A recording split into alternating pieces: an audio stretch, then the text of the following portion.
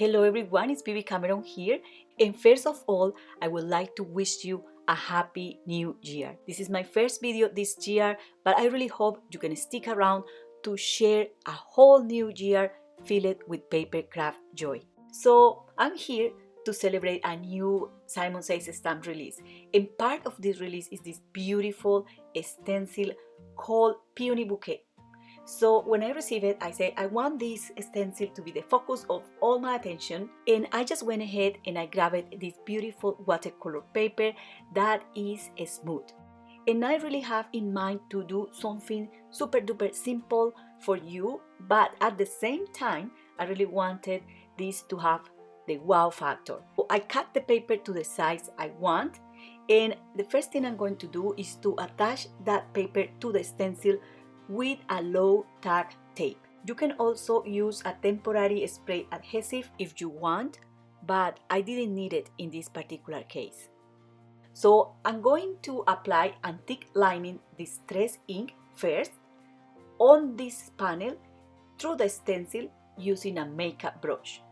I'm going to apply it just gentle, I don't need to make any pressure, and I'm doing this in circular motion. And I'm doing this slowly because I really don't want the ink to seep underneath the stencil and spoil my beautiful stenciled image. So you can see there, it looks like nothing happened, but something is happening there. Then I'm going to grab this ink and a smaller makeup brush to apply the ink through the stencil, just like that. One of the things is when I was doing this, I just start thinking I'm painting through the stencil. So that's what I call this video, painting through stencils. Although we are not really painting and we are using these makeup brushes, this is still an artistic process and we are trying to give shape to these beautiful flowers with these inks. You can use any ink you might have, but what you have to use is makeup brushes to apply the color. You can also use any other stencil you might have and that fit to this purpose. And although I know this is not something new, I really wanted to share with you some color combos and also to show you different inks to create this kind of compositions. And in my blog you will find the picture of each card, and underneath you will find the name of the ink I use and the order I'm using the inks. Okay, I'm going to be using always the same brush. I don't need a brush for each color. All I have to do is to clean the brush on a piece of kitchen paper or a towel or something, and I keep working. But I'm doing this because I'm working from light to dark. Next, I'm going to apply Distress Oxide ink, and this is Salty Ocean. It's a very light blue, and this is an opaque ink, but you can use any ink you have in a similar color. And I'm applying the ink here and there and not all over the flower. I'm trying to leave a little bit of that antique lining distress ink at the center, just visible and not covering that up. And I just noticed that I missed this leaf here, so I'm going to apply color. And the reason because I apply the ink first on the leaves is because if I mess up a little bit and I go over the flower, that will be totally fixed when I'm applying other inks on the flowers. Okay, I finished applying this layer of Salty Ocean Distress Oxide ink, and I'm going to have a sneak peek of the image, and it's looking very, very nice. So next, I'm going to use this Blueprint Sketch Distress Oxide ink, and I'm going to apply this ink here and there, try not to cover the whole blue ink I apply, and try not to cover the antique lining distress ink I applied previously as well.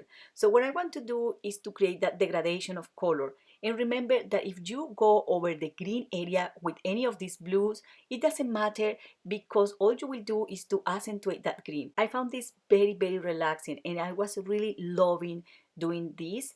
And another tip is to apply this ink around the edges of the stenciled image and not on the center, so that you will get a very cool effect. And another thing that will help you a lot with this process is to apply the ink on the brush from the ink pad and then tap the brush on the glass mat just to be able to have a softer layer of ink over the stencil and not so dark and concentrated. Another thing I did was applying this bundled sage again on the center of the flower, and then I blend this a little bit using the larger brush that has a little bit of the blue ink. It's not a lot ink there, but just a little bit. So once I finish applying the ink on the center of the flowers, I can use that small brush to apply a little bit of this bundled sage ink here and there to add a little bit of extra contrast.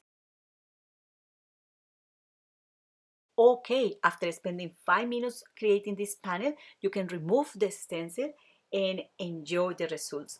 I'm really loving this. I love it that much that I really wanted to make more cards or more panels after I finish this one.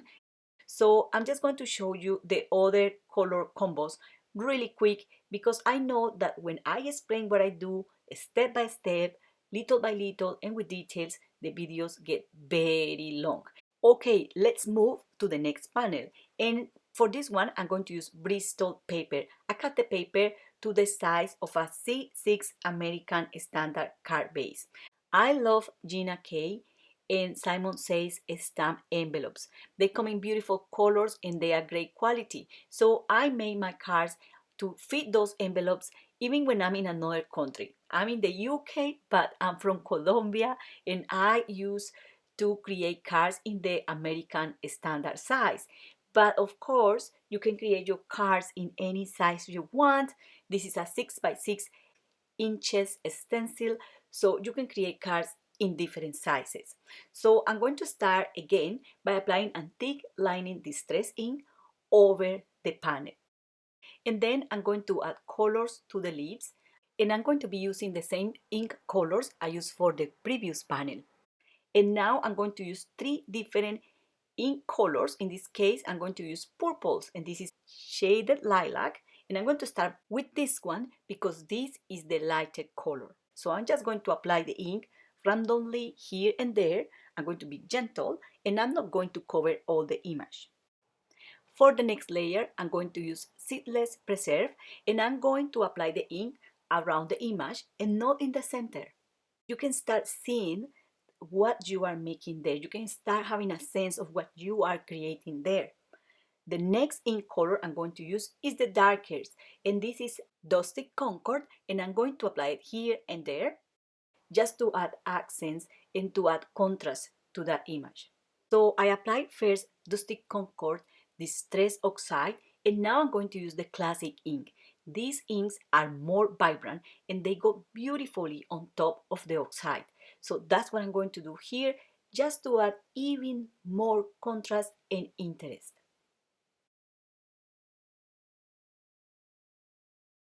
I'm going to add this ice spruce ink on the center of the flowers, and with a larger brush I'm going to kind of difuminate the ink.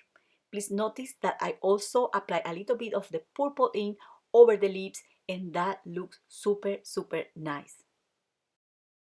So here you have 2 different panel ideas and color combination using Distress Oxide and traditional inks. These are water-based inks. Now I'm going to use dye inks, and I'm going to be using Simon Says stamp ink. So the first ink I'm going to apply on this panel is called Cotton Candy. It's a very soft pink color, and I'm going to apply it all over. Then I'm going to use this ink that is a kind of peachy color and it's called Apricot.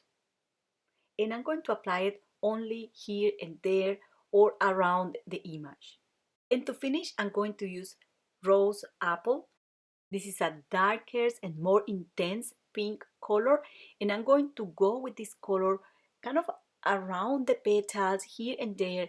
I'm trying not to cover the inks I previously applied, but I'm trying to layer these over. And to finish, I'm going to apply this green apple ink on the lips. So this is very easy indeed, and I don't have many colors of these dye inks. So I'm just going to mix this up a little bit with a yellow ink called Sunshine that I got here, just to create a kind of degradation of color also on the leaves. And for the center of the flowers, I decided to use the same yellow color I was applying on the leaves. So I just applied the ink like so, and because this ink performed a little bit different, I just lay it down like that. I don't need to do anything else. So here you can see how this looks using these dye inks. So you can use any ink you have in your stash. You don't have to limit yourself to one thing or another. So grab 3 different ink colors and paint through the stencil. And I also made this panel using Sunshine, Dog Clean, and Apricot inks by Simon Says Stamp. But when I was editing the video, I could not find the clips, and I was, oh well, I think I have already shown you the same process over and over. And to finish the cards, or to put these cards together, I also use dies from this release. You will see several dies that are listed also in the video description and on my blog. For the sentiments, I decided to use glossy and mirror cardstock, and to embellish the cards, I decided to use these fashion gold embellishments by Spellbinders, and also sequins and NUVO drops. These super cool die sets by Simon Says Stamp come with a die to cut the sentiment and a die to cut the backing panel. But when I placed the sentiment like so on the card, I felt that it was covering up the image. When I see this in the video, I say it's not that bad. But that day I was sitting there and I decided just to add the sentiment. To make this sentiment pop a little bit from the panel, I just stuck 3 of these die cuts like I'm showing there, and I just glue them on the panel using NUVO Deluxe adhesive. Next, I said, why not? Let's add a backing panel using this mirror cardstock. I'm using this thick material here. I need to use a very thick card base, or the paper in the card base has to be really thick. And I'm going to use these ivory white card blanks and envelopes by Tonic Studios. They are amazing. If you buy one of these in white or ivory, I'm sure you are going to love them, and the envelopes looks really nice. As well, this card measures 5.5 inches by 4.25, and by adding these little sequins here, I just add extra bling. For the next card, I'm going to use this mirror cardstock that is called Purple Mist, and it has a satin effect, so it's not glossy. So there you go, and after adding sequins, the card just looks like this. This panel is very generic, so you can use any sentiment or any die cut sentiment you might have, and you can also do some stamping.